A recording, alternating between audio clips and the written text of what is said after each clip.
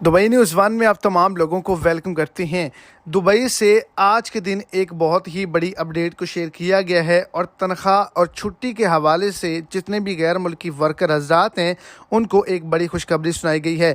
जितने भी पाकिस्तानी वहाँ पे मौजूद हैं, इंडियन वहाँ पर मौजूद हैं, बांग्लादेशी वहाँ पर मौजूद हैं, जिनको कम से कम 1 साल का अरसा दुबई के अंदर काम करते हुए गुजर चुका है, उन तमाम लोगों की कंपनियों को एक बड़ी वार्निंग जारी की गई है और अब तमाम लोगों के हक़ में एक बड़ा ऐलान किया गया है।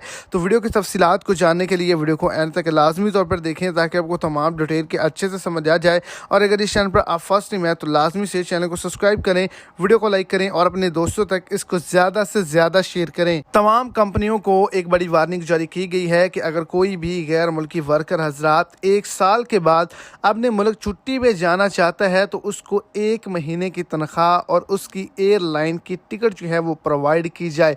अगर कोई कंपनी या कफील ऐसा नहीं करेगा तो उसके खिलाफ सख्त कार्रवाई की जाएगी और उसके खिलाफ सख्त एक्शन किया जाएगा। आपके कॉन्ट्रैक्ट में ये बात लिखी है या नहीं लिखी, लेकिन अब दुबई गवर्नमेंट की जानिब से बड़े ऐलान को जारी कर दिया गया है।